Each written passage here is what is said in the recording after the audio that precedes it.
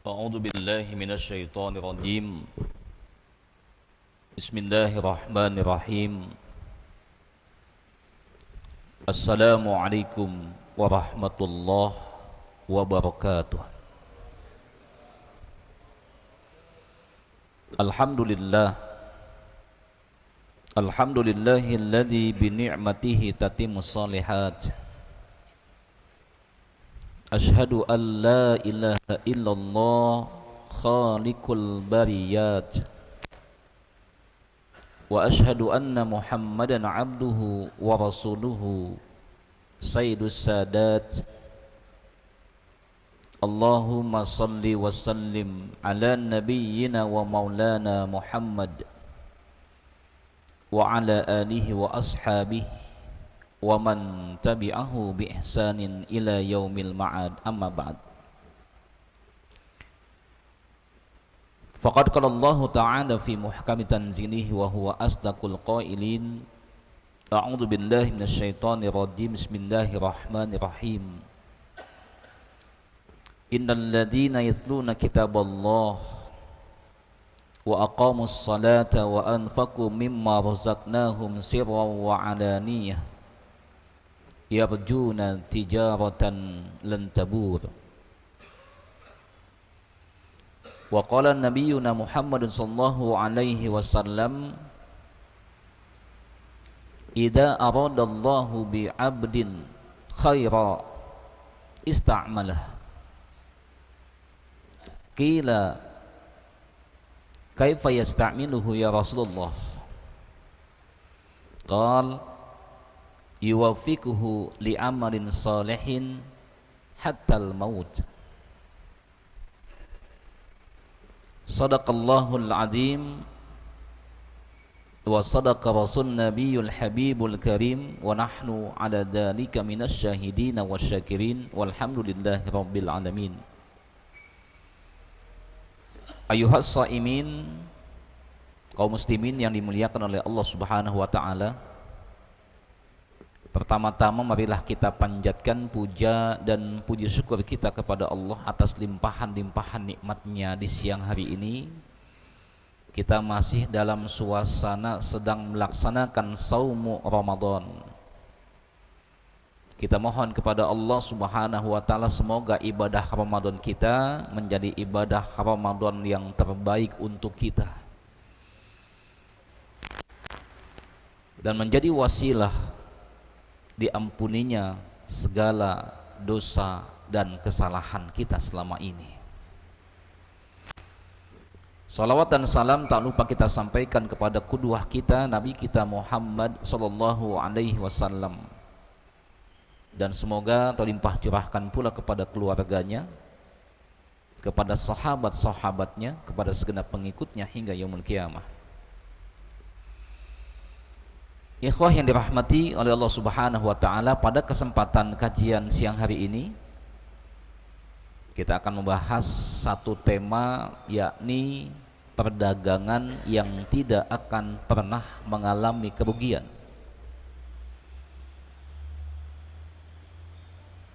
Sebelum membahas itu, kita akan melihat bagaimana Allah Subhanahu wa taala membahasakan kita sebagai hambanya.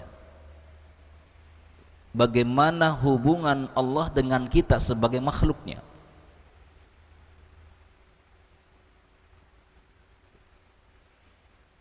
Yang pertama, terkadang Allah Subhanahu wa taala membahasakan kepada kita dengan istilah hambanya, abduh, hamba Allah Subhanahu wa taala. Dan Allah dalam hal ini menegaskan bahwasannya Tuhan kalian, Tuhan kita, Tuhan manusia, Tuhan makhluk semuanya hanya Allah Subhanahu wa taala. Maka Allah mengatakan kepada kita, wa ilahukum ilahu wahid la ilaha illa huwa rahmanur rahim. Tuhan kalian adalah Tuhan yang satu, tiada Tuhan kecuali Dia, yaitu Tuhan yang Maha Rahman dan yang Maha Rahim. Ketika bicara tentang ketuhanan al-ilah ini, Allah mengatakan, aku adalah ilah kalian, aku adalah Tuhan kalian. Maka Allah telah memposisikan kita sebagai hambanya. Karenanya Allah subhanahu wa ta'ala memerintahkan kepada kita untuk apa? Menyembah Allah subhanahu wa ta'ala, sebagaimana dalam surat Ad-Dariyat ayat 56 Allah sampaikan hakikat penciptaan kita dan hakikat penciptaan jin. Wa ma khalaqtul jinna wal insa illa liya'budun. Tidaklah aku ciptakan jin dan manusia kecuali untuk menyembahku, kata Allah subhanahu wa ta'ala. Ma'asyiral muslimin, jamaah yang dirahmati oleh Allah subhanahu wa ta'ala, ini bahasa yang pertama yang Allah ingin sampaikan kepada kita. Allah ingin mempertegas posisi kita di hadapan Allah subhanahu wa ta'ala. Yang pertama ada sebagai hamba Allah. Yang kedua, Allah pun mengatakan bahwasannya manusia itu ada sebagai khalifah. Kita ingat ya, ketika Allah subhanahu wa ta'ala pertama kali menciptakan Adam, Allah berkata kepada malaikatnya, wa id qala rabbuka lil malaikati inni ja'ilun fil ardi khalifah. Dan ingatlah tatkala Tuhanmu berkata kepada malaikat-malaikatnya, tatkala Allah subhanahu wa ta'ala menyampaikan pesannya kepada malaikat, apa kata Allah? Inni ja'ilun fil ardi khalifah, sesungguhnya aku menjadikan seorang khalifah di atas muka bumi. Maka di sini kita pun mendapatkan amanah itu. Tugas kita di bumi ini adalah sebagai khalifah. Kalau sebagai khalifah berarti apa? Kita punya tugas melaksanakan risalahnya Allah subhanahu wa ta'ala, melaksanakan hukum-hukumnya Allah subhanahu wa ta'ala, menyampaikan, mendakwahkannya. Kalau kita berdakwah, mendakwahkan agama ini, berarti kita, posisi kita adalah sebagai pekerjanya Allah subhanahu wa ta'ala, pegawainya Allah subhanahu wa ta'ala. Dalam sebuah hadis Nabi kita Muhammad SAW bersabda, kata Nabi apa? Idza aradallahu bi abdihi khaira, apabila Allah menghendaki kebaikan pada diri seorang hamba, ista'malahu, maka Allah akan mempekerjakan hambanya itu. Jadi menjadi pegawai Allah, menjadi pekerjanya Allah. Leader kita adalah Allah. Lalu para sahabat bertanya kepada Rasulullah SAW, qila wa kaifa yasta'minuh, ya Rasulullah, bagaimana cara Allah mempekerjakannya? Apa jawaban Nabi kita Muhammad sallallahu alaihi wasallam? Yuwaffiquhu li amalin salihin hatal maut. Allah akan memberikan taufik kepadanya untuk melakukan amal saleh sampai dia meninggal dunia. Jadi subhanallah ya, kita semua mudah-mudahan istiqomah, dikasih taufik oleh Allah subhanahu wa ta'ala, senantiasa dalam ketaatan melakukan amal saleh sampai wafatnya kita. Jangan angot-angotan. Jadi ketaatan itu tidak kenal waktu, ketaatan tidak kenal bulan. Kadang kita lebih taat di bulan Ramadan, malas-malasan selain bulan Ramadan. Ini apa ini? Bukankah kita menyembah Tuhan yang sama di bulan Ramadan dengan Tuhan yang kita sembah selain Ramadan? Allah Tuhannya Ramadan, Allah Tuhannya Syawal, Allah Tuhannya Dzulqa'dah, Allah Tuhannya 12 bulan semuanya. Jadi bukan hanya Tuhannya bulan Ramadan saja. Tidak sedikit di antara kita yang istiqomahnya ataupun semangat dalam ibadahnya hanya pada bulan Ramadan saja. Itu tidak kita inginkan, karena kita ingin menjadi pekerjanya Allah Subhanahu wa taala yang senantiasa melakukan amal saleh kapanpun, dimanapun, dalam situasi apapun, sampai ajal menjemput kita. Ikhwah yang dirahmati oleh Allah Subhanahu wa taala. Kemudian bahasa yang ketiga yang Allah sampaikan kepada kita terkait hubungan kita dengan Allah Subhanahu wa taala adalah apa? Hubungan dagang dengan Allah. Ya, hubungan dagang. Contoh misalkan kita buka surat At-Taubah ayat 111. Ya, Allah mengatakan, A'udzubillahi minasyaitonirrajim. Apa kata Allah? Innallaha ashtara minal mu'minina anfusahum wa amwalahum bi anna lahumul jannah. Sesungguhnya Allah Subhanahu wa taala membeli dari orang beriman jiwa mereka dan harta-harta mereka dengan balasan bagi mereka, atau harganya adalah kenikmatan surganya Allah Subhanahu wa taala. Ini bahasanya, innallaha ashtara, Allah membeli. Ya. Jadi subhanallah, yang namanya jual beli itu kadang untung, kadang rugi gitu loh. Tetapi jual beli dengan Allah Subhanahu wa taala insya Allah tidak akan mengalami kerugian. Perusahaan kita ini ya, penghasilannya, income-nya kadang defisit, kadang surplus. Ya mudah-mudahan surplus terus gitu ya, banyak keuntungannya. Tapi kalau dagang di dunia enggak selalu begitu, ada aja fluktuasinya, mengalami kondisi naik turun gitu. Kadang untungnya sedikit, kadang pas-pasan, kadang untungnya banyak, bahkan kadang juga mengalami kerugian. Tetapi di sini jamaah yang dirahmati Subhanahu wa taala, Allah pertegas kembali dalam surat Fatir ayat 29. Kalau kita ingin melakukan perdagangan yang tidak akan pernah mengalami kerugian, maka lakukanlah perdagangan dengan Allah Subhanahu wa taala dalam 3 aktivitas. Fatir ayat 29 Allah sampaikan kepada kita, apa kata Allah?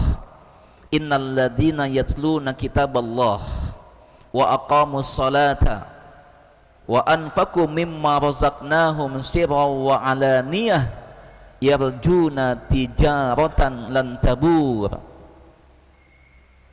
Ini ada 3 amaliyah nih. Ya, ternyata ini adalah perdagangan yang tidak akan pernah ada kerugian sedikit pun, karena transaksi dagangnya dengan Allah. Allah kalau memberikan balasan, maka Allah berikan balasan amal soleh itu Allah lipat gandakan. Dalam sebuah hadis dikatakan apa? Innal hasanata ya'maluha ibnu Adam tudha'af lahu min asyaratin ila sab'i mi'ati di'fin. Setiap amal soleh yang dilakukan oleh manusia di sini adalah mukmin tentunya ya, muslim ya.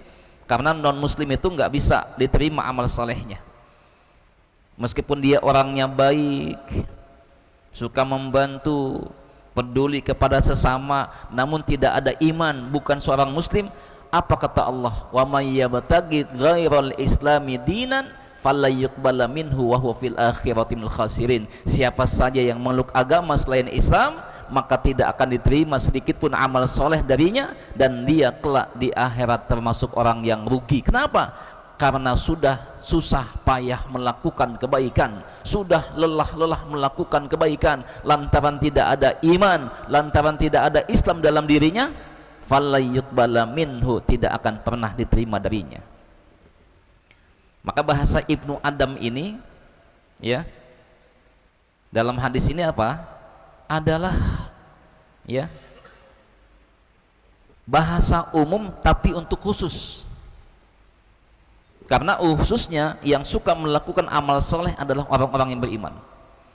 Maka kata Nabi tadi, ya, kullu hasanatin ya'maluha ibnu Adam, setiap kebaikan yang dilakukan oleh anak manusia, anak Adam, tudha'af lahu min asyaratin ila sab'imi'ati di'fin, itu balasannya akan Allah lipat gandakan dari 10 kali lipat sampai 700 kali lipat. Ini subhanallah nih. Makanya Allah punya sifat namanya Asy-Syakur. Ismun min asma'illah, nama dari nama Allah Subhanahu wa taala itu Asy-Syakur. Asy-Syakur itu maknanya adalah apa? Zat yang maha bersyukur. Bagaimana syukurnya Allah? Syukurnya Allah kepada hambanya adalah jika hambanya melakukan amal soleh satu kebaikan, itu pahalanya dilipat gandakan oleh Allah Subhanahu wa taala. Ini maknanya syakur nih, maha bersyukur. Sebaliknya jika ada hamba Allah yang melakukan kemaksiatan, satu kemaksiatan balasannya satu dosa, enggak ditambah-tambah, enggak dilebih-lebihkan gitu ya, subhanallah. Maka mana yang kita pilih untuk kita lakukan? Tentu yang kita pilih adalah amal soleh kebaikan-kebaikan, wabil khusus di bulan Ramadan ini. Kembali kepada ayat tadi Fatir 29, Allah katakan ada 3 amalan. Yang pertama adalah apa? Innalladzina yatsluna kitaballah, sesungguhnya orang-orang yang senantiasa membaca kitab Allah,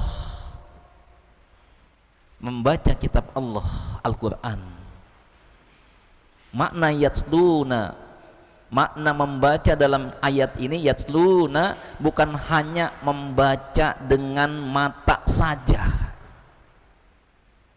tapi membaca dengan hati, membaca dengan pikiran kita, membaca dengan raga kita, namanya membaca. Maka istilahnya, kalimatnya, narasi atau redaksi kalimat ayat yang Allah pilih adalah yatlun, yatluna, tilawah, membaca. Jadi ketika membaca diupayakan paham maknanya, mentadaburinya, kemudian merenunginya, mencoba mengamalkannya. Subhanallah ya, ada sahabat Nabi Muhammad SAW, khalifah yang kedua, kita kenal ya, kita tahu lah, bukan kenal, tahu, yang bernama Umar ibnul Khattab radhiyallahu an.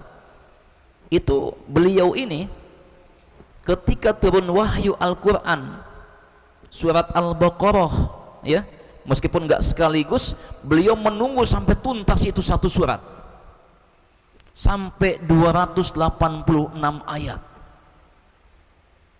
Beliau dalami makna-maknanya, beliau pikirkan ayat-ayatnya, beliau dalami hakikat-hakikat yang ada dalam surat Al-Baqarah ayat 1 sampai 286 ini selama 12 tahun lamanya.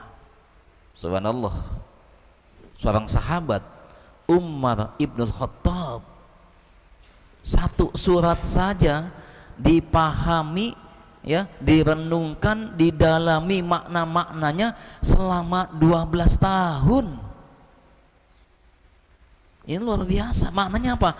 Membacanya bukan hanya membaca saja dengan mata kasat telanjangnya, bukan.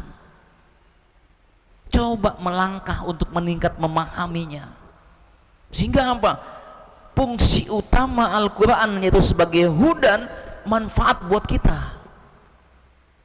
Kan Allah menjelaskan apa sih kedudukan utama Al-Quran buat kita, apa sih fungsi Al-Quran buat kita. Allah mengatakan zalikal kitabul la raiba fi hudan lil muttaqin. Ini Alkitab, kata Allah, yang tidak ada keraguan di dalamnya, apa? Hudan lil muttaqin, sebagai petunjuk bagi orang yang bertakwa, pedoman hidup buat kita. Kalau zaman sekarang banyak hanya sisi mukjizatnya doang ya. Contohnya apa? Sisi mukjizat yang diutamakan banyak hanya digunakan buat jimat, buat hiasan, dipajang dinding rumah kita surat Yasin. Yang punya rumahnya enggak pernah baca surat Yasin, dipajang surat ya, ayat kursi. Yang punya rumahnya enggak suka baca ayat kursi, sehari-hari musik terus, hanya untuk nolak bala katanya, pasang itu. Bukan hanya sebatas itu, Al-Quran itu bolehlah kita fungsikan untuk kebaikan-kebaikan, untuk penyembuhan, ruqyah syariah boleh, tetapi itu hanya kelebihan-kelebihan yang sub-sub aja, bukan pokoknya. Pokoknya apa? Pokoknya adalah pedoman hidup. Ini fungsi utama Al-Quran. Ini jamaah, makanya mungkin kita ya cobalah meningkatkan kualitas tilawah kita, sama-sama kita tingkatkan, bukan hanya sebatas ingin tuntas 1 juz selesai, 1 bulan selesai, tapi apa yang kita dapatkan. Kemudian yang kedua, dalam ayat ini Fatir 29 Allah sampaikan apa? Selain tilawah Al-Quran, amalan yang bernilai perdagangan yang tidak akan mendatangkan kerugian bagi kita adalah apa? Yang kedua adalah wa aqamus shalah, mendirikan salat. Diutamakan salat 5 waktu kita. Kata Allah, hafizu ala salawat was salatil wusta qumu lillahi qanitin. Jagalah salat-salat kalian. Kalimat hafizu ala salawat, salawat yang pertama ini adalah ulama mengatakan al khamsu as salawat, 5 waktu salat dijaga oleh kita. Wassalatil wusta, dan salat pertengahan. Salat pertengahan ulama beda pendapat nih. Yang dimaksud dengan salat pertengahan salat apa? Ada yang mengatakan salat subuh, ada yang mengatakan salat zuhur, ada yang mengatakan salat asar, ada yang mengatakan salat maghrib, ada yang mengatakan salat isya. Pada intinya dijaga semua waktu salat. Meskipun ada mengatakan pendapat yang kuat adalah yang dimaksud dengan salat pertengahan dalam ayat ini adalah salat asar. Ala kulli hal kita jaga sholat-sholat kita. Siapa yang menjaga sholat kita, Allah akan menjaga hidup kita. Pesan Nabi kepada seorang pemuda apa? Ya gulam, wahai anak muda, ihfazillah, jagalah hukum Allah, jagalah perintah Allah, jagalah larangan-larangan Allah subhanahu wa ta'ala. Yahfazka, pasti Allah akan menjagamu. Maka kalau kita menjaga sholat-sholat kita, insya Allah jamaah, kita nggak ada rasa takut dah masalah duniawi. Ini sebentar lagi mau lebaran nih, Idul Fitri. Kadang kita gelisah ya, bisa mudik nggak tahun ini, bisa belanja baju nggak tahun ini, bisa nyiapin kue-kue nggak hari tahun ini, bisa nggak ngasih angpau segala macam buat keponakan. Pusing. Tapi ingatlah Allah Maha Kaya. Maka kalau mau minta kepada zat yang maha kaya, dekati zat yang maha kaya ini, deketin, bujuk, di lobi. Ya. Tidak sedikit orang manusia zaman sekarang ini ketika ingin mendapatkan posisi melobi-lobi ke sana kemari, kan begitu. Kenapa dengan Allah kita nggak begitu? Datangi Allah lewat sholatlah tempatnya. Karena kenapa? Dalam salat ada amalan, yaitu sedang sujud kita di hadapan Allah subhanahu wa ta'ala. Dan Nabi kita Muhammad SAW mengatakan apa? Aqrabu ma yakunul abdu min rabbihi wa huwa sajid. Posisi di mana kondisi jarak antara hamba dengan Allah sangat dekat, yaitu adalah ketika dia sedang sujud. Fa'akthirud du'a fihi. Maka Nabi memerintahkan kepada kita, perbanyaklah doa ketika sujud. Ini jamaah yang dirahmati oleh Allah subhanahu wa ta'ala. Yakinlah kita dengan ayat Allah. Allah mengatakan apa? Ya ayyuhalladzina amanu sta'inu bis-sabri was-salah. Wahai orang yang beriman, kata Allah, ista'inu bis-sabri was-salah, minta tolonglah kalian kepada Allah dengan 2 hal. Dengan 2 hal. Yang pertama apa? Bis-sabri, dengan kesabaran, was-salah, dengan mendirikan salat. Innallaha ma'as-sabirin, sesungguhnya Allah bersama dengan orang-orang yang sabar. Masyiral muslimin jamaah yang dirahmati oleh Allah subhanahu wa ta'ala. Kemudian amalan yang ketiga yang tidak akan pernah merugikan diri kita, yaitu apa? Infak di jalan Allah subhanahu wa ta'ala. Wa anfaku mimma razaqnahum sirran wa alaniyah. Berinfak di jalan Allah, baik dalam keadaan berinfaknya sembunyi-sembunyi ataupun terang-terangan. Kalau infak yang wajib namanya zakat. Ini ulama berpendapat kalau zakat yang hukumnya wajib ini itu afdolnya adalah terang-terangan kalau zakat. Jadi kalau misalkan DKI masjid mengumumkan gitu ya, si fulan berzakat mal, si fulan menunaikan zakat fitrah, itu afdolnya diumumkan. Tapi kalau yang sunnah-sunnah afdolnya sembunyi-sembunyi. Tapi kalau ada yang mengetahuinya dan dia menyebarkan tentang infak yang sunnah ini atau sedekah yang sunnah ini, tidak mengapa. Yang penting niat ikhlas tetap ada dalam hati kita. Ini subhanallah jamaah, kita pengen ya mendapatkan kenikmatan surganya Allah Subhanahu wa taala dengan apa? Salah satunya ada dengan infak di jalan Allah Subhanahu wa taala. Ada seorang sahabat Nabi yang bernama Abdurrahman bin Auf radhiyallahu an. Ya. Ketika Nabi Muhammad SAW masih hidup, Nabi Muhammad berkata kepada Aisyah radhiyallahu anha, Aisyah ini adalah istri Nabi yang ketiga. Apa kata Nabi kepada Aisyah? Ya Aisyah, itu Abdurrahman sangat dermawan sekali. Namun kelak dia masuk ke dalam surganya dengan merangkak. Luar biasa. Sehebat beliau masuk surganya dengan merangkak seperti bayi yang belum bisa jalan. Ketika Nabi Muhammad sesudah wafat, Siti Aisyah radhiyallahu anha satu ketika sedang duduk-duduk di depan rumah bersama dengan khadimatnya, pembantunya. Tiba-tiba dia mendengar suara gemuruh langkah kaki onta yang masuk menuju kota Madinah dengan suara yang sangat kuat dan menggetarkan bumi Madinah. Maka Aisyah bertanya kepada pelayannya atau pembantunya tadi, itu suara apa itu? Kata si pelayannya ini, itu adalah suara kafilah dagang unta.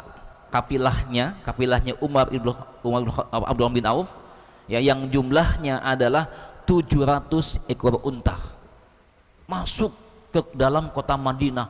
Karena jumlah otaknya banyak, maka pun bumi Madinah pun bergetar dengan hentakan-hentakan kaki unta itu. Maka Aisyah radhiyallahu anha berkata, oh iya, aku ingat dahulu Rasulullah sallallahu alaihi wasallam pernah bersabda bahwasannya Abdurrahman itu kelak nanti akan masuk ke dalam surganya dengan merangkak. Sampailah hadis ini ke telinganya Abdurrahman bin Auf. Begitu mengetahui hadis ini, bagaimanakah responnya Abdurrahman? Apakah dia senang? Tidak, dia malah menangis.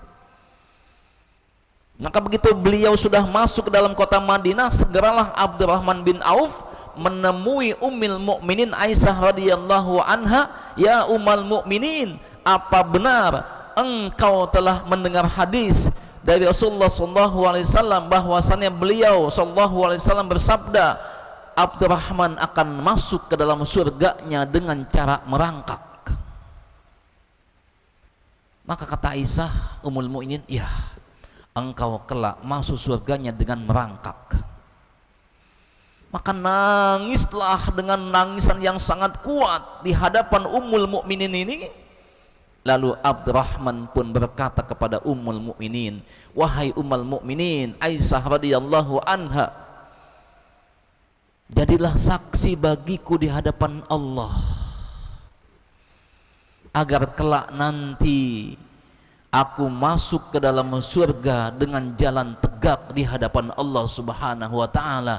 Karena itu aku ingin menginfakkan 700 untaku itu yang di atasnya ada dagangan ini, akan aku infakkan di jalan Allah Subhanahu wa taala hanya karena satu alasan, aku ingin masuk ke dalam surga dengan jalan tegak di hadapan Allah. Ini jamaah yang dirahmati oleh Allah Subhanahu wa taala. Kalau kita mungkin ya nggak begitu ya. Kalau kita yang penting masuk surga dah.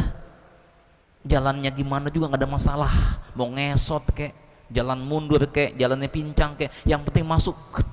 Tapi subhanallah, Abdurrahman bin Auf yakin kalau dia berdagang dengan Allah, dia infakkan ini kekayaan-kekayaan dia, tidak akan ada ruginya, karena balasannya adalah kelak di surganya Allah Subhanahu wa taala, kenikmatan yang tidak ada tandingannya. Maka Nabi mengatakan apa dalam hadis qudsinya? Allah Subhanahu wa taala berkata, a'dadtu li ibadiyas salihin, telah aku siapkan bagi hamba-hambaku yang saleh, mala ainun ra'at wala udunun sami'at wala khatara ala qalbi bashar, kenikmatan surga yang tidak pernah dilihat oleh mata, yang tidak pernah didengar oleh telinga, dan tidak pernah sedikit pun terlintas dalam pikiran dan hati manusia. Ikhwah yang dirahmati Allah Subhanahu wa taala, maka momentum Ramadan kita manfaatkan untuk melakukan perdagangan yang menguntungkan dengan Allah Subhanahu wa taala. Yakni apa? Lakukanlah amal soleh minimal 3 hal tadi. Yang pertama adalah tilawatul Quran, yang kedua adalah menjaga sholat 5 waktu kita, ditambah lagi dengan sholat sunnah nawafil kita, dan yang ketiga adalah menginfakkan sebagian harta kita di jalan Allah Subhanahu wa taala. Insyaallah ini tidak akan ada kerugian buat kita, karena kita sedang mengumpulkan kebaikan-kebaikan, kesolehan-kesolehan yang kelak akan kekal abadi di sisi Allah Subhanahu wa taala. Saya kira cukup demikian yang dapat saya sampaikan. Mohon maaf jika ada khilafan. Aqulu qouli hadza wa astaghfirullahil azim. Cukup sekian dan terima kasih. Wallahu a'lam bishawab. Assalamualaikum warahmatullahi wabarakatuh.